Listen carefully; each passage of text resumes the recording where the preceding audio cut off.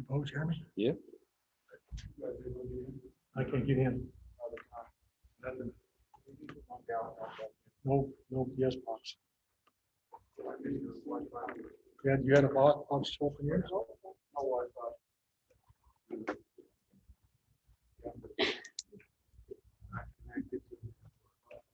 we got two days of unaccess.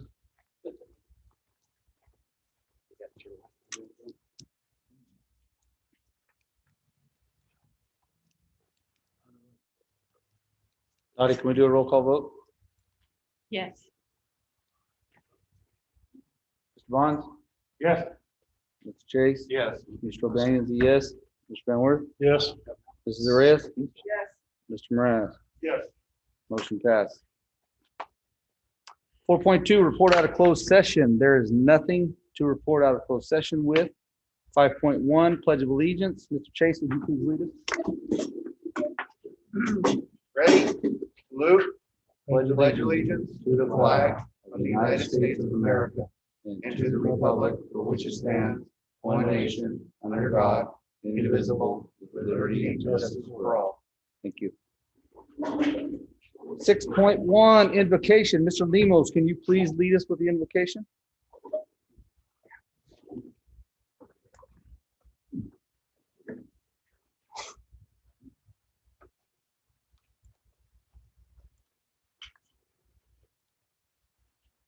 Please bow your heads. I'm not sure, Lord, what prayer I could give you tonight that you haven't already heard. I don't know what I could ask you to do that you don't already do. What I can say is every day that we hear words, thank God, thank God. I'm real sure that we understand what that truly means, but let me stand here before you and tell you, thank you for the strength. Thank you for the wisdom, for the colleagues, the neighbors, the friends. Thank you for protecting us as you have our entire lives. Thank you for protecting our children, our staff, our faculty, our students, our community. We thank you. As I stand before you and ask you this, Lord, I just ask, please, continue to do those things for us. Continue to protect us. Continue to keep us safe, strong, wisdom, and the ability to do every day that honors you. We ask this in your name. Amen. Amen. Thank you, Mr. Lemos. 7.1, presentation of DPOL hiring policy and procedures. I need to have a motion. Moved by Mr. Chase, second by Mrs. Reyes. Informational, sir. Informational, you need it now. Mr. Lopez.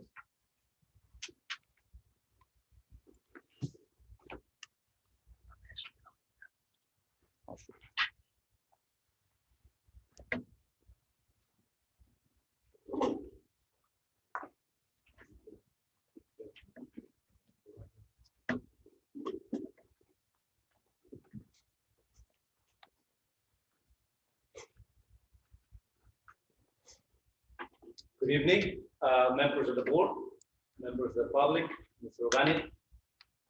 Today's presentation is on the hiring policy handbook for the district.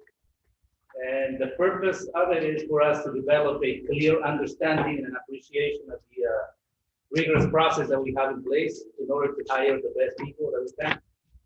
That's the purpose of it. Background story, I guess, a little bit of it. The first handbook was created by the district back in 2005, 15 years ago. It was revised in 2007, 2008, and then twice in 2017. So basically, in our process of updating it, we focus on what was already in place, and we work from there. So the revision process, how we went about it, we came up with some guiding principles as we review what was in place.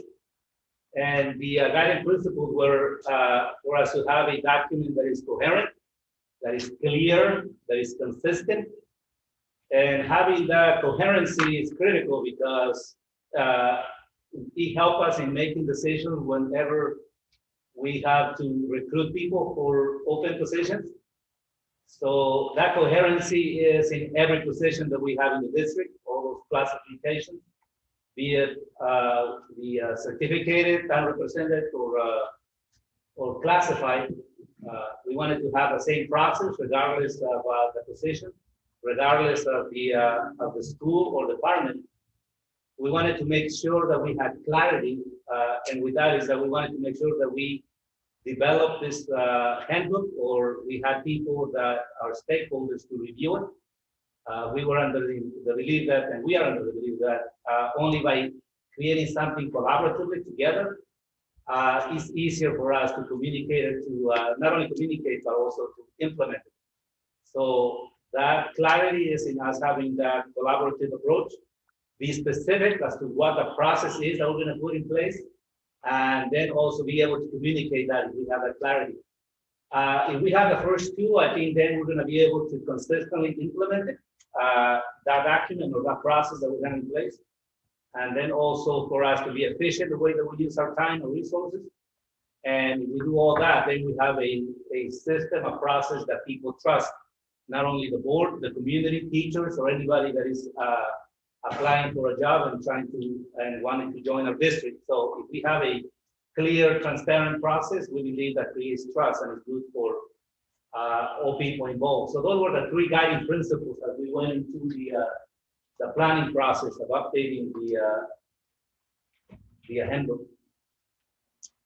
So the ultimate outcome in terms of why we did it, and that is for us to live up to the mission that the board approved, the vision, and I highlighted the word integrity and accountability.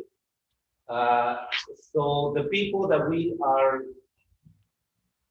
recruiting, those people that we retain, we want to make sure that we're hiring people that have that built into their character, that they have integrity, that they speak honestly, that they act honestly, and also that they can hold themselves accountable and accountable to our families, to youth, to our kids. So those are the two values I think that stands out in terms of our mission. So whenever we go out there and recruit people or make a decision as to who we're going to retain people in the district, we want to make sure that those people live up to those expectations with our honesty and also for them to not only be accountable to themselves, but also to our community. So the recruiting process, we are relentless, and that's something that the superintendent has made quite clear, that we are after talent. We are after people that feel passionate about the kids, about the work that we do, and we're going to do our best to go after them and recruit them. So that's a big goal of ours. Also, once we recruit those people and they prove themselves, if they are proven performers, then we want to keep those people and we want to support them as much as we can. So that's the other outcome that we also identify, is to retain people who deserve to be retained.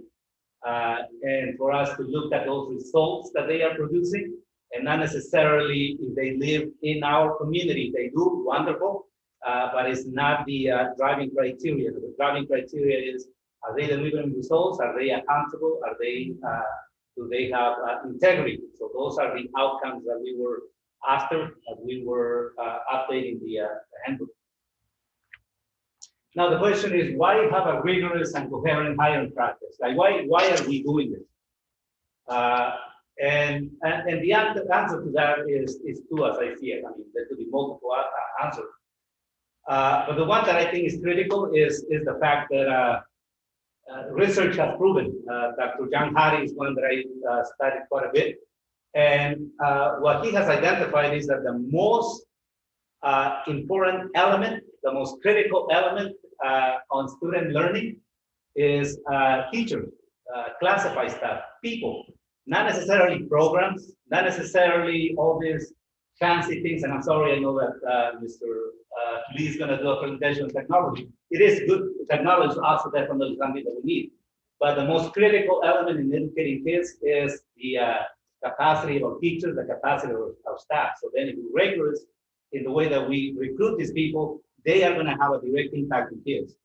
Doesn't matter if they stay with us for 3 years, 5 years, and they leave, is infinitely better than somebody that is here 30 years and that is average or performing below standard. So we know that teachers' capacity is the one that has the greatest impact on kids' learning. And Dr. Hari basically proved that with the collective efficacy of collaboration with teachers, their credibility of how much they know their content area, and then their clarity in the way that they go about the teaching. So we are after the best because we know that only by recruiting those people that are talented are going to make a difference in how the kids learn. So that's one of the reasons.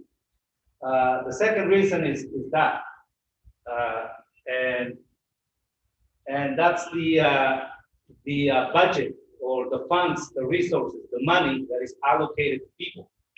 And this is estimate by the way, but it's very closely for the last school year. 77% of our budget went to personnel, that is salary, that is benefits. So that's quite a bit. 77%, 80% goes to personnel. If you look at it, a big picture, we got to be sure that we're hiring, we're recruiting the right people, because they are the ones that obviously cost us the most, and not only that, but they're the ones that make the greatest difference in student learning. So those are the reasons that we want to make sure that we hire the best people. The process, I think, is rigorous, and a lot of this has been in place already. Some of it we have to refine. We have to see that we are all on the same page, and if there are some steps there that we need to clarify, we did so.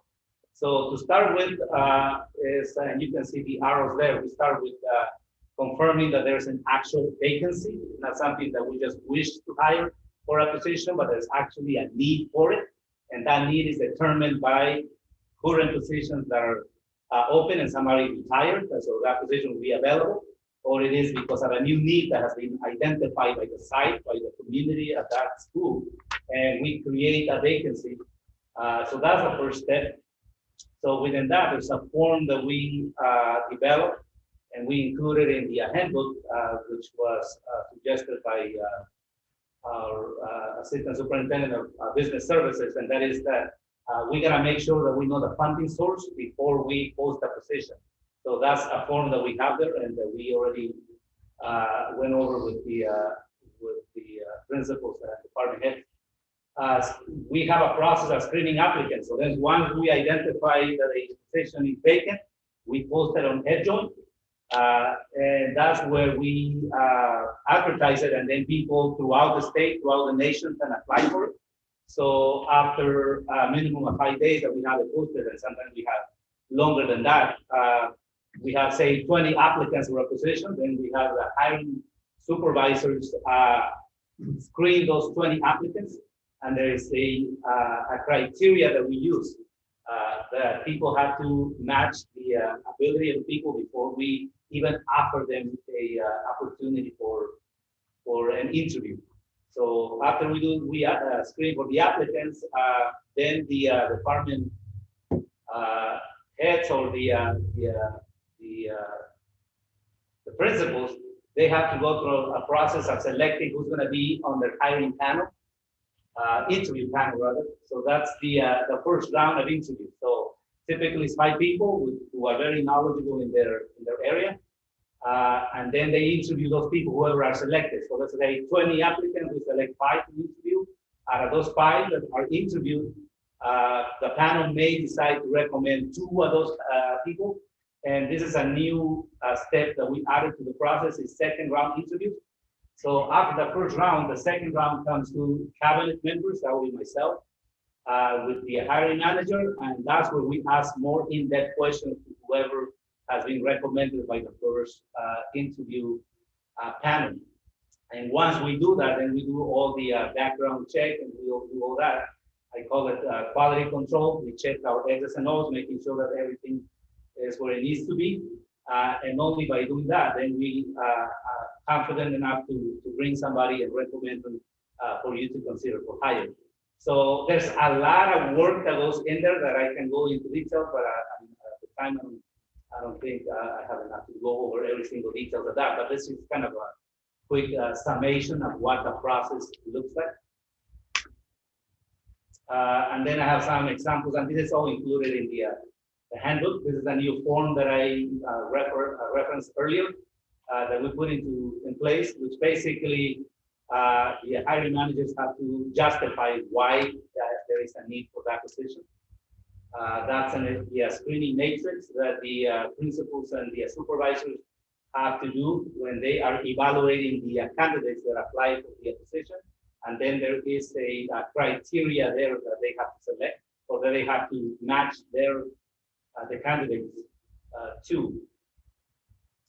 Then there's the interview form that they have to submit to the personnel department, so the personnel department can set up the interviews for them. Once we go through that process, then we have the recommendation form that the principals and the department heads do, and then they submit that to do the work in the background of verifying all that information, meeting with the candidate, and for me to be confident enough to recommend to the superintendent and to you that this is a qualified candidate that lives up to the first things that I mentioned, our mission and vision. So the handbook itself is more detailed, and I think you had an opportunity to review that. I highlighted some of the new steps that we put in place and also some of the important ideas. The handbook itself was reviewed by the district administrators, by site administrators, by supervisors for each of our departments, by both units. Mr. Padilla here present, also CSEA. I asked them to review it as well. So that's my presentation. Thank you, Mr. Lopez. 7.2, the 4G cell tower build information. Mr. Lee.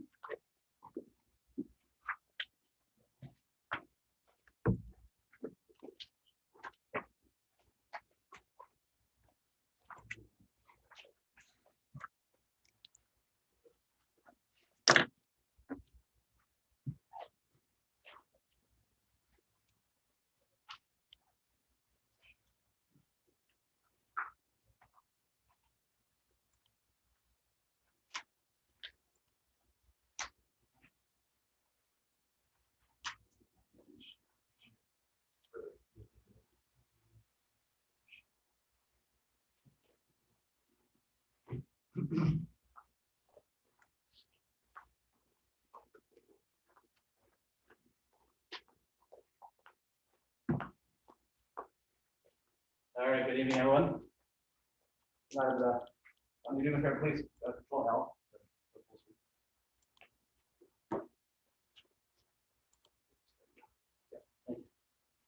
I'm going to present on the 4G LTE network build. So I wanted to start off by what is the digital divide? Is it real or is it not? And then kind of go down the studies behind that. If you would have asked me last year, is the digital divide real? I would have told you, well, it depends on who you're asking, right? If you ask me now, is the digital divide real? It's very real. After about 1,300 hotspots checked out to students, about 2,000 Chromebooks, and each and every day we're still supporting our students and staff. The digital divide is very real. Up and down the state, across the nation, you can't get internet access, you can't get computers to your students, you're not teaching, especially with distance learning. What does it say? Basically, a study done by Stanford confirmed these results. Households with higher levels of income obviously have widened the gap, right? The more income you have, the more you can provide internet and computer access. Households that have higher levels of education obviously have widened the gap. And the sad thing is, this also widens along racial lines. How do we overcome this digital divide? We have to find ways to provide universal access, kind of level the playing field for all of our students and staff. Provide them universal access across the board as much as we can as a school district, the student success depends on. We also have to provide or also work with our community and provide access in those centers, such as Starbucks. Work with restaurants across the area. The more we can provide, or the more we can partner with them for Wi-Fi, free Wi-Fi. I always think of McDonald's every time I used to, back in college when I had no internet. McDonald's, right, was one of the very first restaurants that provided free Wi-Fi. And then obviously we have to make sure our staff, technical staff, are well trained, up to date on all the technology to bridge that digital divide. And then the last piece of the study that Stanford mentioned was attitude. We as a district, or we as a community, still have to find a way to think of the digital divide more of a necessity for student success rather than a luxury. No longer is a luxury. It is definitely, basically, a necessity for student success. You don't have computers and you don't have internet, the kids aren't learning. Just imagine one day without the internet, here at work or at home, how that would be. So that was a study done by Stanford. That study still holds true. So the plan for the RP basically was this, and the reason why I started that with that, guys, was I really wanted to kind of show you why are we doing what we're doing. So the plan really is this: spread out as much as we can of these 4G LTE networks across the city, right? Make use of all the stuff we already have, the molecules that we do have, the sites, school sites that we do own. Make use of all those locations. Provide a 360-degree coverage as much as we can to encompass as much as we can with all our students and staff. The hope, of course, is to cover about 90% of all our students. There will be those kids that will be way out there that try as we may, do as we can, we will not reach them because they're too far out. Okay.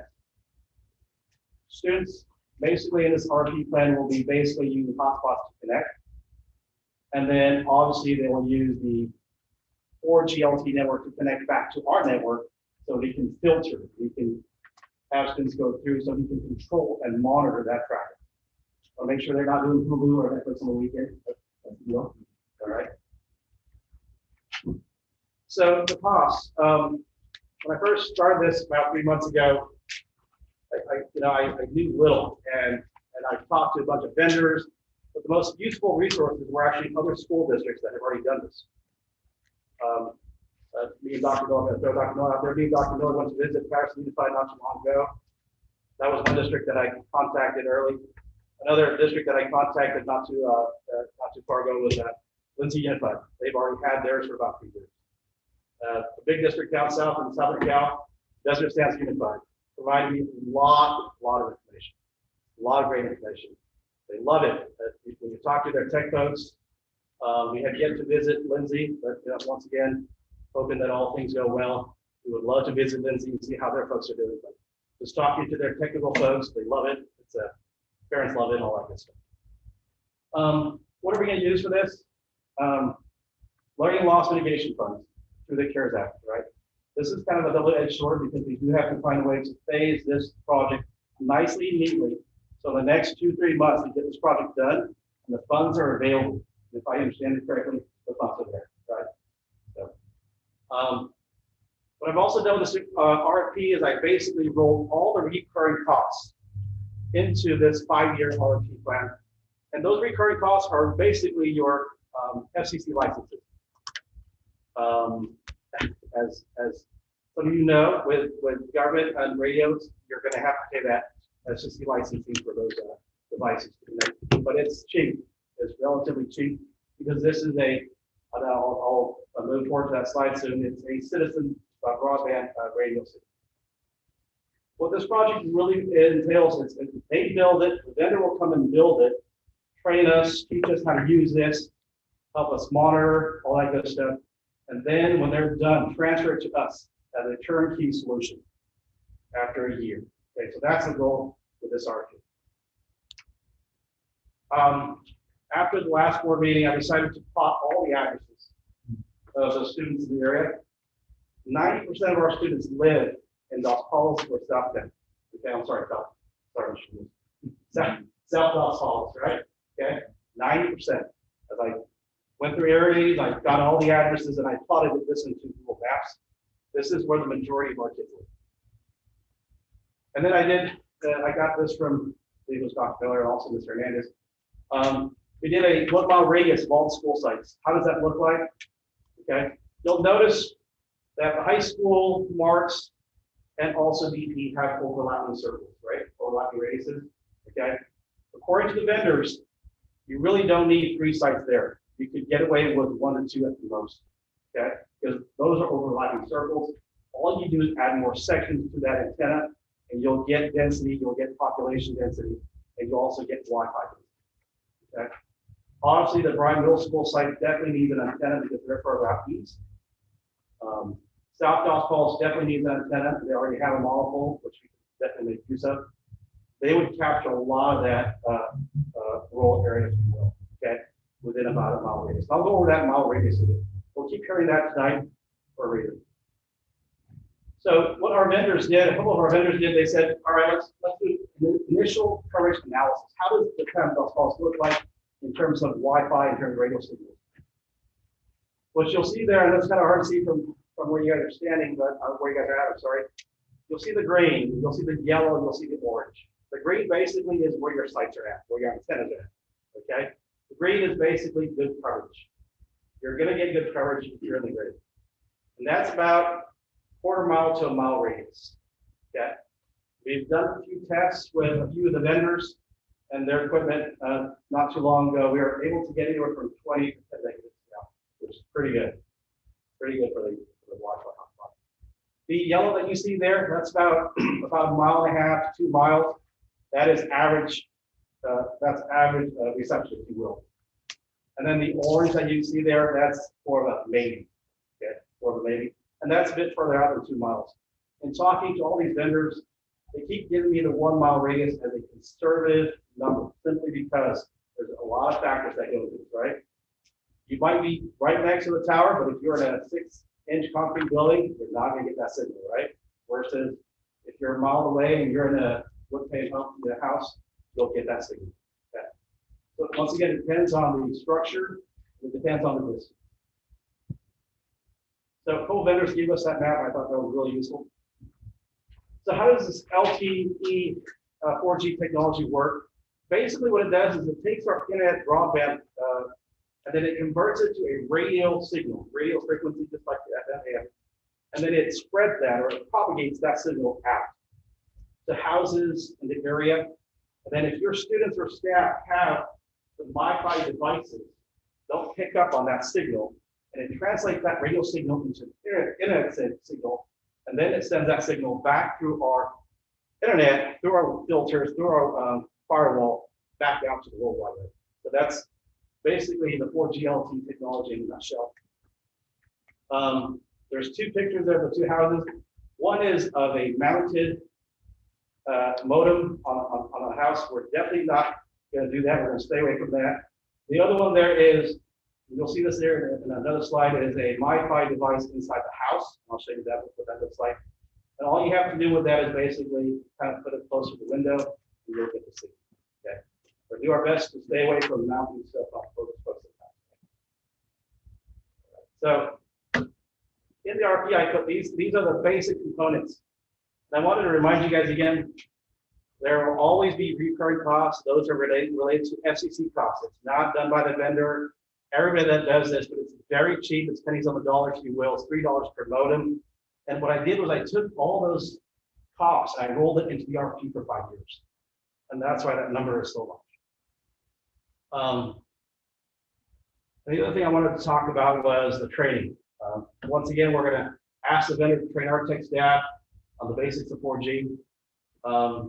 We also mentioned the idea of maybe getting a few of our staff members 4G certified. And then obviously we're going to have the support for a year.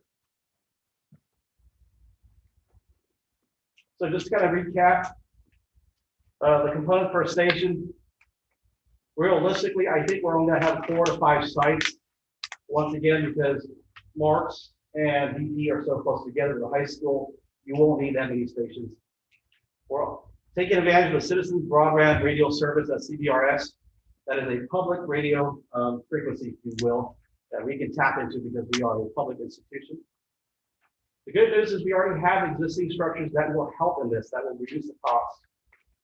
Those 2 structures being the monopole at the tech office and also the monopole at GC. More than likely, we will have to add an antenna for DPE because of the students down west of the 33. Okay. And then I also see, once again, a possibility of making use of George Washington coverage site. Okay. And once again, that depends on what they did for us was an initial coverage analysis. Once we go through, assuming we go through, once we go through this project, they'll do a full detailed one. I really do not think, because we are only 1.3 square miles in radius. I mean, I'm sorry, in square mile coverage. I don't think we'll need all those sites. You keep, once again, keep here the 1 mile radius. That is a very conservative estimate. As we visited the sites, we talked to school districts. They said they got anywhere upwards of 2 miles, 2.5 miles, and so forth. Keep in mind, folks, it's just like your cell phones, right? Just like your cell phone, 4G LTE, just like your cell phone. So once again, in the RP, we include the licensing. We made sure they had a project manager that would help us do this licensing because that's all federal, that's all government, it's the government process. Maintenance and support. I included 1 year in the RFP. I wanted to make sure that year 2 was optional to kind of give us a pricing of how that would break down.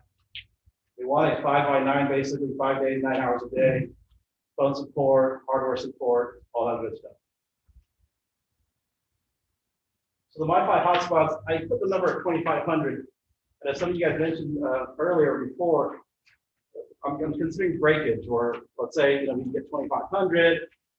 But kids obviously might break this, and so that's the reason for that number in the RP. In the RP, we also put 10 megabits up and 5 megabits down as a minimum requirement for each and every modem.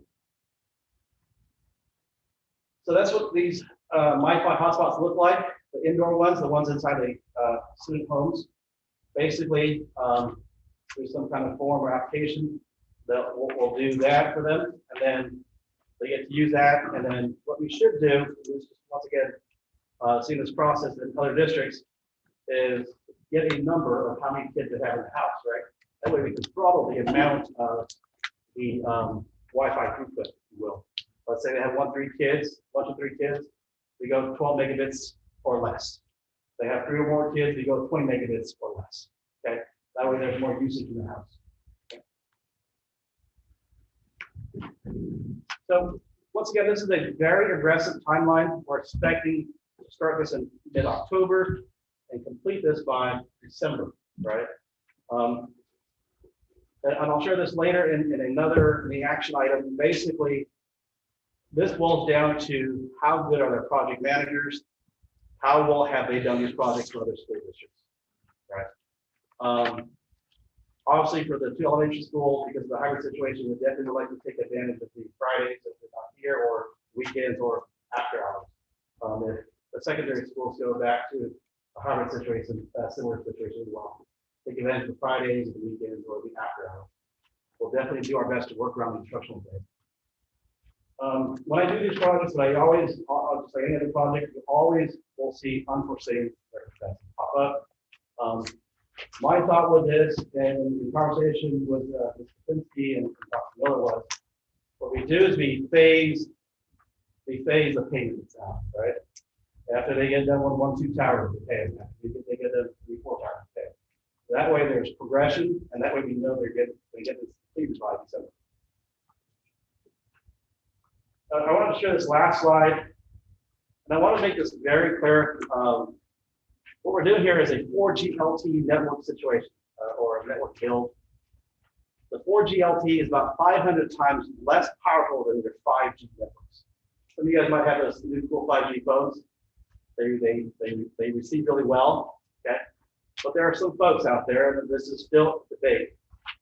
Are 5G networks safe for us, right? So that's the debate. 4G networks have been around for about close to 20 years. We know this because we've had cell phones for probably 10 or plus years, right, on your 4G system. The results of the studies on that for human safety are very conclusive. 4G LTE networks are not harmful to humans. 5G, the studies are still inconclusive. And so that's why you'll get some folks, some parents, that might question that. I just want to kind of throw that out there.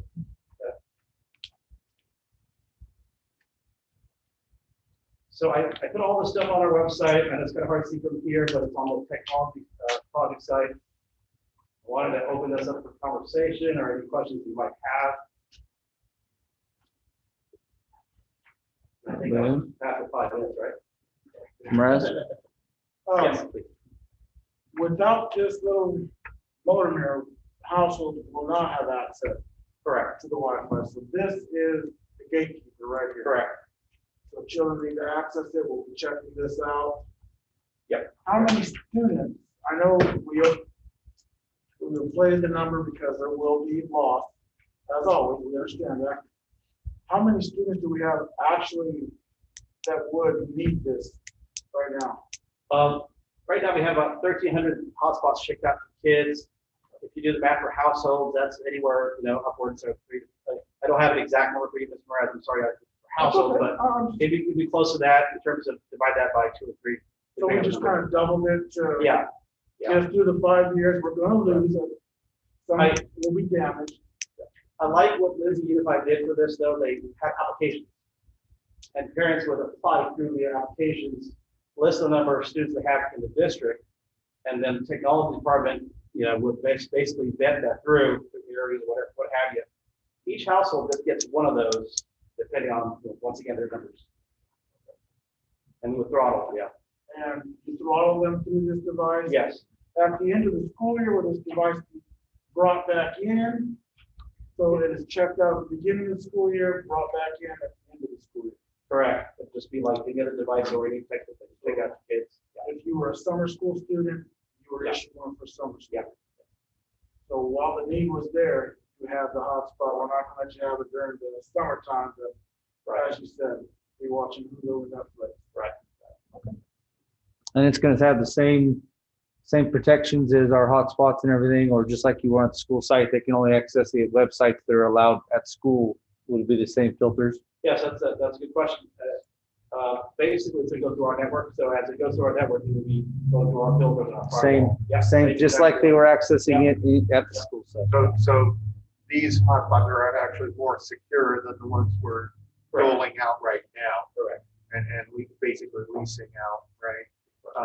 Now you said, basically your number is about 90% coverage with this, so we would still have a need for about maybe 10% for AT&T or Verizon hotspots to cover those outliers, correct? That would be a possibility, yes. For the kids that are way out there, you can Right. definitely take advantage of the AT hotspots or Verizon, depending on location. Okay. But I want to make sure that that everybody understands that this is traffic going through our traffic back out to the World Wide Web, right? And before they can access that, they have to log in with their credentials. Right. So basically, any parent that tries to log in, even the little Wi-Fi device in the house, they can't unless, Johnny logs in for them. So, all right, here's my 913 number. I'm going through the district network. Any other questions? Sorry about that. Go ahead. What is the cost per individual unit? Those are about $70 per unit. But once again, I rolled all of that into the RFP. Yes, I'm just thinking 5 years from now, when it comes time, if we're going to. You plan to hit for 5 70. years, correct? Gotcha. And I'm just thinking, what do we do in year 6? I think what we do is, like technology, 5 years, they're definitely going to move away from something like that. And in terms of future proofing it, I'm pretty sure by then they'll have something better than that. And that's just the nature of the technology. Yeah, we'll probably also kind of similar to other Just like these. technologies that start rolling in. We'll buy 25% of the new technology, and then the following year buy 25% more. Okay, so it's 2,500. Let's say you buy, let's say 500 one year, 500 the next year, just kind of roll those in. That's kind of how technology works with how they evolve out. That come out of Mr. Lee's budget. Good luck on that, but.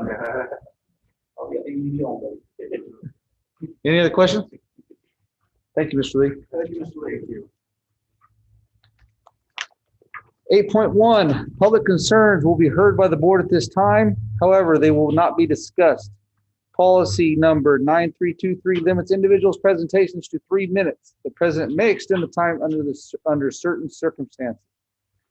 This is the opportunity for the members of the public to focus on issues important to the district's purpose of education. Under board policy, this time may not be used to present derogatory information of a personal nature on any employee. Members of the public who wish to address the board must speak from the podium and identify themselves. Okay. Adoption of routine consent items. 9.1, the consent calendar represents routine items acted upon in one motion by the roll call vote. The recommendation is for adoption unless otherwise specified. Any item can be removed for discussion upon request. Contracts, agreements, and proposals. 9.2, annual Merced County School Board Association dues. 9.3, contract for facilities lease of classrooms with Merced County Office of Education, Dos Pas High School Room 2223. 9.4, Brandman University Supervised Fieldwork Agreement. Board minutes, 9.5, board meeting minutes of 9/17/20, regular board meeting. Warrants and payroll, 9.6, warrants and payroll. So moved. Bill has the motion. Does it get a second? Mr. Mraz is a second. Call the order, call it to vote.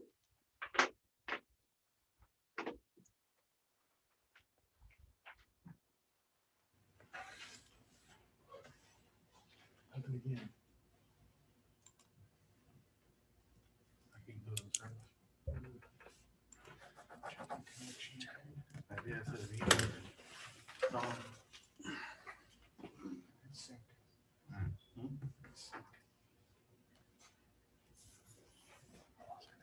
Yeah, you gotta keep.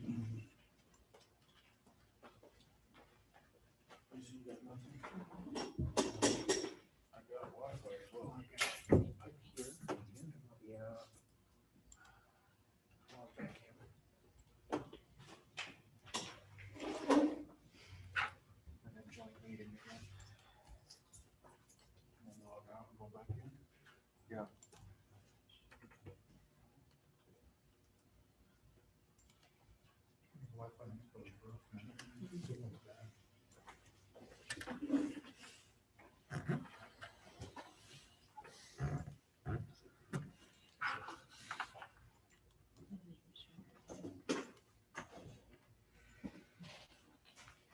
Mr. O'Banion, do you want to do a roll call? Mr. Bonds? Yes. Mr. Chase? Yes. Mr. O'Banion's a yes. Mr. Van Worth? Yes. Mrs. Reyes? Yes. Mr. Mraz? Yes. Motion passes. Item 10.1, adoption, July 2020 policies updates. Can I have a motion? So moved. By Mr. Bond, second. Second. By Mr. Mraz. Any discussion? No discussion? Call for a vote.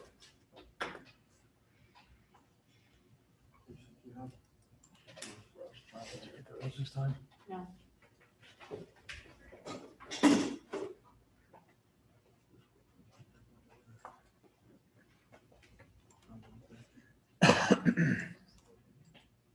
After log out and log back in.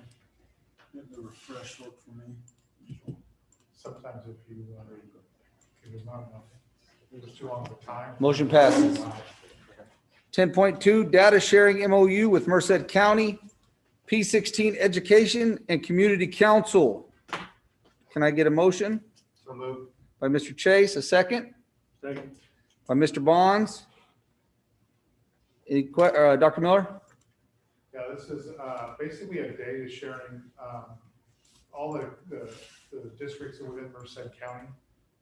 It's going to be anonymous. Names aren't going to be exposed, but it's basically looking at student achievement data throughout the county and having access to student achievement data throughout the county.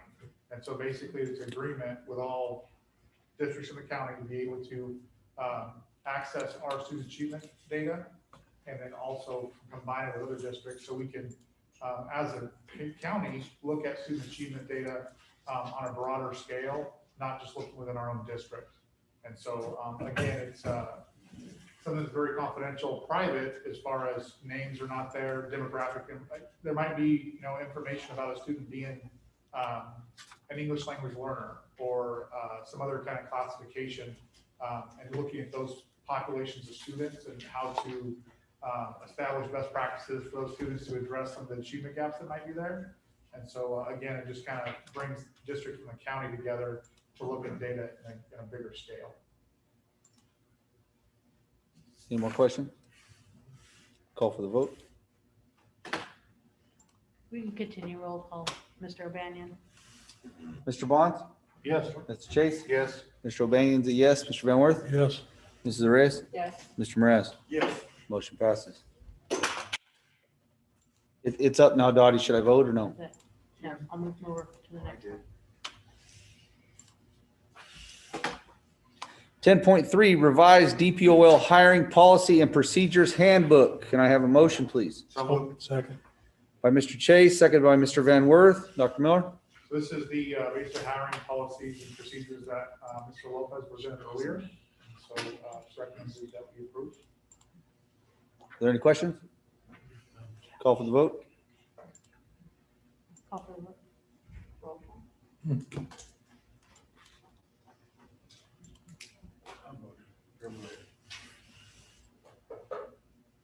Motion passes. 10.4 custom insight 360 feedback. Can I have a motion, please? So moved. By Mr. Bond, second. Second. By Mr. Chase. Dr. Miller?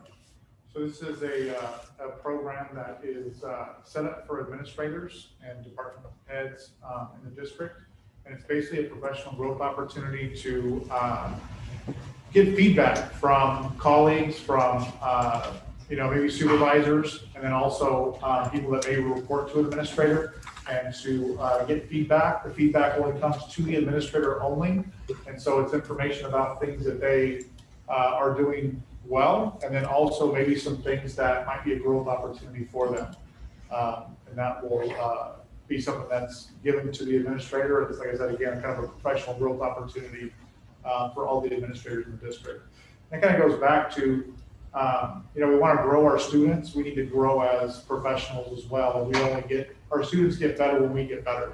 And so it's an opportunity to kind of look at a 360 view on how well we're doing, and then also what are some growth opportunities or some blind spots that an administrator might have in the district. So. Thank you, Dr. Miller. Any questions? Call for the vote.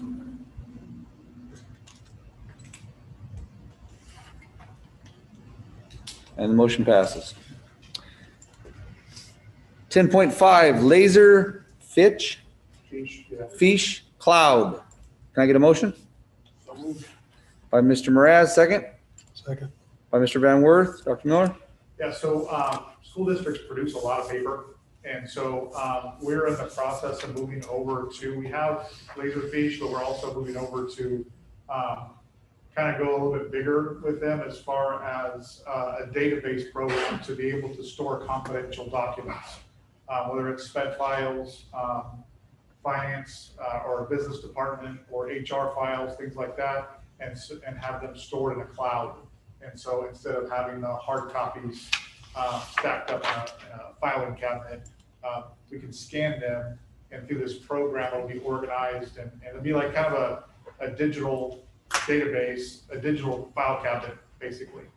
And so, again, it's a recommendation is to approve so we can move to get our documents digitalized. Thank you, Dr. Miller. Any questions? Call for the vote.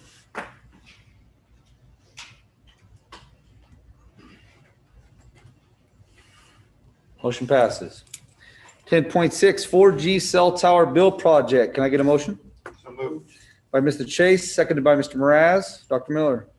So you'll see the matrix that the tech department went through and evaluated all of the vendors, the 4 vendors that that submitted bids. And so based on the price and then also the quality of the equipment, the recommendation is to go with Nokia. And so it falls right into where our budget was, and the quality of the materials are good. So we would recommend to approve. Thank you, Dr. Miller. Are there any questions? Nope. Good. Call for vote.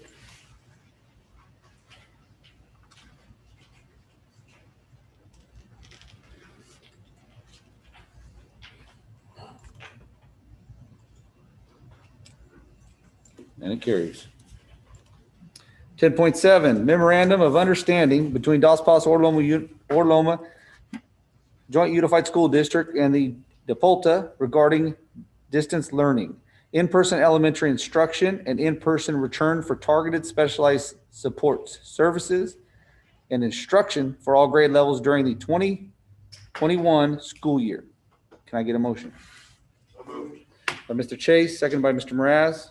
Dr. Miller. So this is an MOU as we opened up elementary schools last week on Monday. And it's been very successful so far. I can't thank the staff enough, and the collaboration between just the team in general, whether it's teachers and administrators and just staff in general, really came together. But this MOU is basically collaboration between district administration and the Dpol, Sergio and his group, his team. And so we're basically, we have an MOU for where we're at now, not just with the elementary return, but then also distance learning. There's a couple other items on there that were identified as just more clarity on the MOU. And so, so anyway, this is basically our current MOU. And then after this MOU, the following board meeting will have a secondary MOU for students to return to secondary. So, but anyway, this is the MOU where we're at right now. And it's an agreement between the district and the Dpol. Thank you, Dr. Miller. Are there any questions? Call for the vote.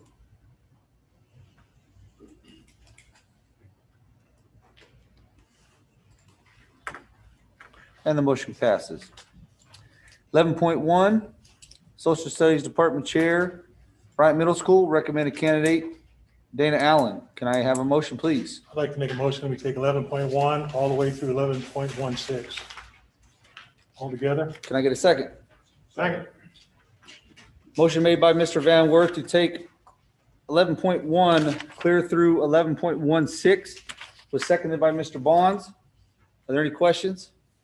Let me amend it, sir. You got it. Will we be excluding 11.15? No, excluding 11.15 as it was removed during the adoption of agenda. All the way up 11.16. Noting that 11.10 was revised during adoption of agenda, as well as 11.13 was also revised during adoption of agenda.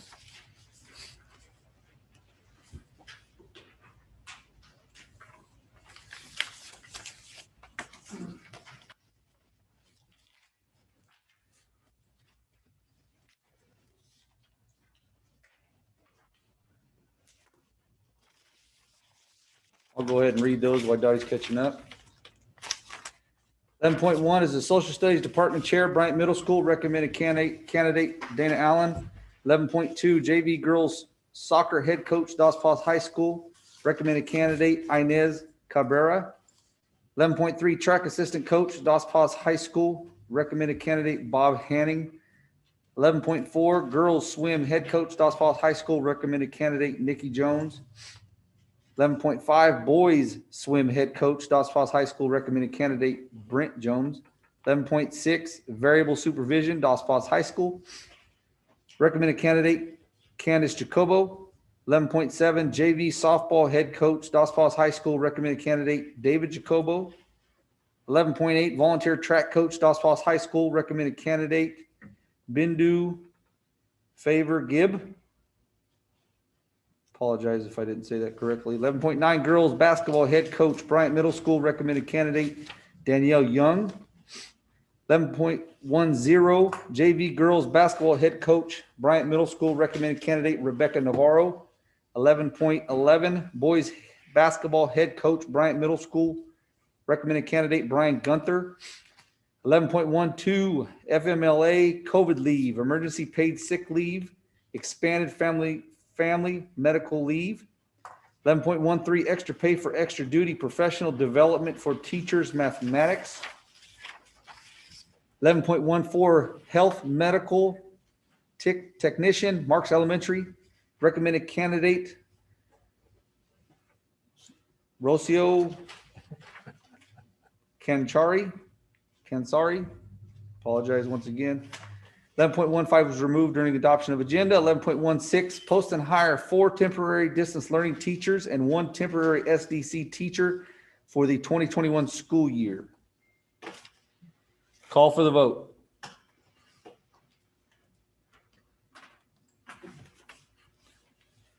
And it passes. 12.1 Williams Quarterly Compliant Report Summary, Mr. Lopez. Good evening again. I'm happy to report that we did not get any complaint for Williams. Any questions? Excellent, Mr. Lopez. 12.2, also an information item, resignations.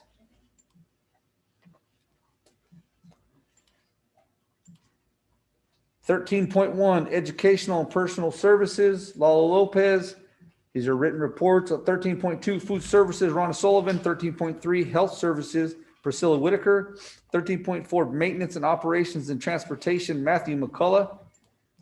13.5, preschool, Virginia Franco. 13.6, special education, Laura Delmas. And 13.7, technology, Pajay Lee. Are there any questions on these written reports? Nope. Moving on to oral reports, 14.1, fiscal cash status update presented by Melissa Kelpinski, Assistant Superintendent Business Services. Mrs. Kelpinski. Did this for me. Huh? She did this for me. I like this. Already a fan favorite. Yeah. Visualize, huh? Okay, so I provided for you the fiscal cash flow report with actuals through September 30th, and then estimates for the months of October through June.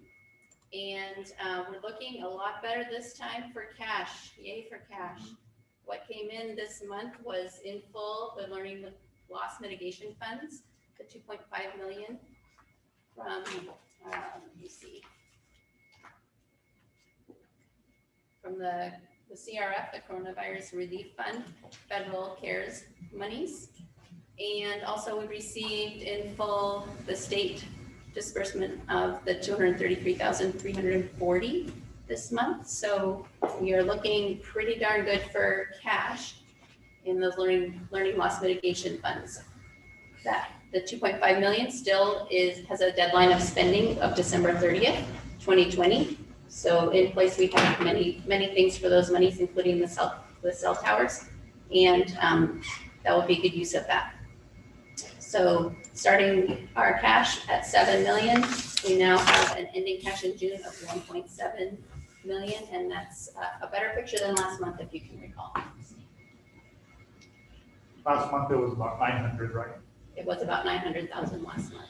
And just for clarification, that's because of the deferred payments by the state.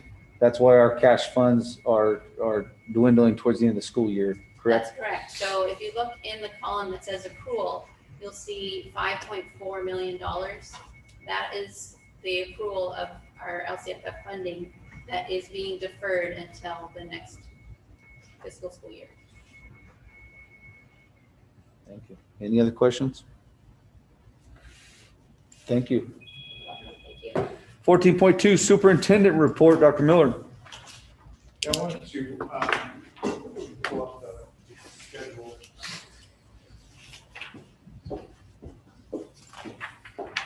I'll stand over here.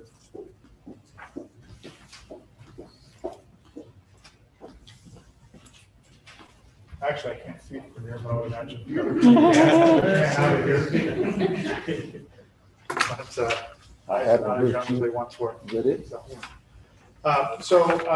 Through collaboration with Sergio and his team, and then with district administration principals, Matt, Ajay, I think we had about 20 plus people, I think, on the Zoom meeting. I think Mr. O'Banion, Mr. O'Banion was on the meetings as well. And basically went over a schedule for our secondary return. We kind of hammered out a date of November 2nd, which gives us some time to talk to students and find out if they would like to attend in-person learning. And then also the students that are have the option to continue with distance learning. And so anyway, going through that process, also figuring out transportation, which students need transportation, which students don't need transportation. November 2nd was the date that we went with. And the schedule, we presented it to staff and kind of had discussion. This is kind of going to be a fluid document, but right now this is what our schedule looks like. And so if you look at the morning, we're going to have cohort A and cohort B. We'll have two cohorts. And so on Monday will be cohort A, Tuesday will be cohort B, and then Wednesday will be cohort A, and then Thursday will be cohort B.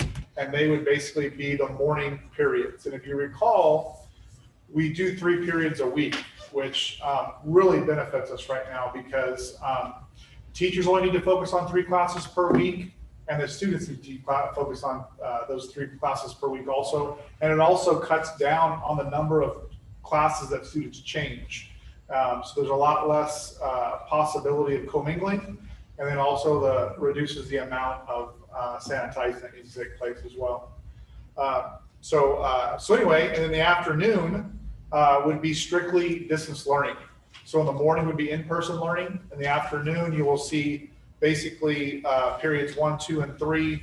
It would be distance learning and then the off cohort. So on Monday, cohort B would be the off cohort. And then on Tuesday and Thursday, cohort A would be the off cohort. So teachers still see the same amount of students per day. It's just a little bit shorter time period and smaller groups of students. And so, anyway, it's the same time schedule, same time. As far as, like I said, the morning, they start at 9 o'clock. We would like to keep students on campus a little bit longer, but with transportation, if you recall, elementary gets dropped off at 7:40. That gives, I mean, we created this over the summer with the help of Dpol and Sergio and his team, is basically came up with elementary getting dropped off at 7:40 in the morning, starting school at 7:40. And then the buses would be able to go back out, pick up secondary students, and then drop them off at 9, and then take their break, fog their bus, and then come back, pick up secondary students, take them home, then come back and pick up elementary students again and take them home. And we do have it set up, Matt has worked wonders, because we have set up where the buses are exclusive to schools. And so there's a Marks group of buses and there's a DPE group of buses. And then after that, after the buses get fogged, there'll be a group of Bryant buses and a group of Dos Palace High School buses along with George Christian as well. So, but anyway, the cohorts are being put in place currently as we speak.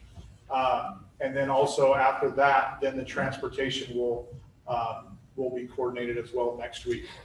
We do have more secondary students that need transportation, obviously Bryant being a little bit farther out, also along with George Christian as well.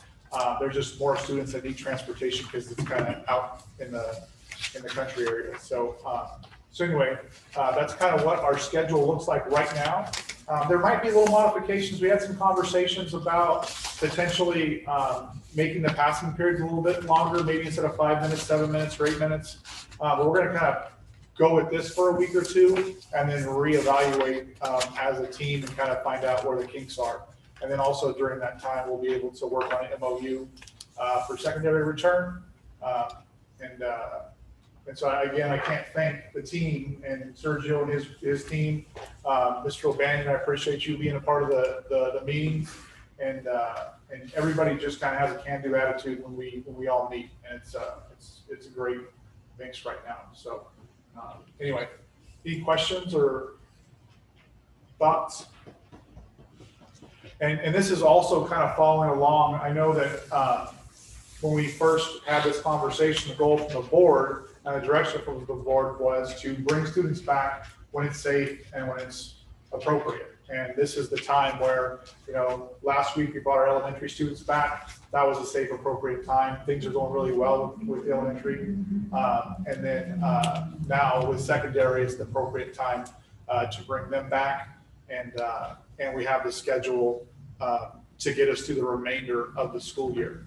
And so we'll be able to reevaluate this probably in January, because also things are going to be changing. As you know, it's a very fluid situation. It could go negative, it could go positive, but this also gives us 6 weeks of being able to see how our plans work, and then also be able to evaluate, so that way when we roll into the second semester, we'll have a pretty good idea of where the gaps are. So, other questions, thoughts? Good? Anybody? Thank you, Dr. Miller. Thank you. 14.3, report from board members. Mr. Bonds. Nothing at this time. Mr. Chase. I just want to thank everybody once again for the Herculean efforts as we roll through this unprecedented time, and thank our bargaining units for collaboration with us in getting back into the classroom and working with us on these plans. I know it seems like again a Herculean effort to do this hybrid learning now, but if anybody can do it, this team can do it. I appreciate it. Thank you. Mr. Van Worth. Nothing. Mrs. Reyes. I don't have anything. Mr. Morales. Just want to say, it's been nice drive by the school, see the kids back in school. Matt, I've seen your staff out there frogging the swings. And I know you guys are going above and beyond. I think that's awesome. You guys are doing a great job. Everybody's working together and making this happen. Loved it. Like I said, Monday I had off. I drove around, saw the school sites. I usually like to go to them directly. I was there at the high school, seeing things directly, because I had to do some business as a parent. But it's nice to see the kids back, and I'm very happy to see that our junior high and high school kids will be returning November 2nd. Thank you.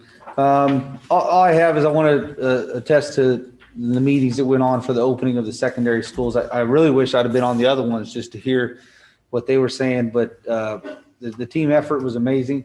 I'll be honest, probably not quite what I thought was going to be talked about or on there, but it was very proactive, very what's best for the kids. We want to keep it safe. We want to get the kids back in the classroom. We want to do it safe as we possibly can, and the collaboration between everybody with the unions and all the staff was amazing. It really is, and it shows what a great team we truly have by the things that were said in that. So, and that's it.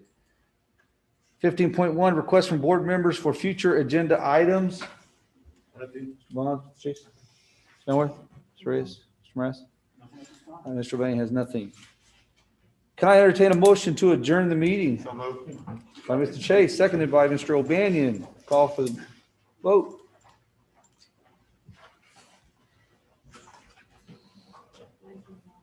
Yes. Roll call, Mr. Bonds. Yes. Mr. Chase. Yes. Mr. O'Banion, yes. Mr. Van Wert. Yes. Mr. Reyes. Yes. Mrs.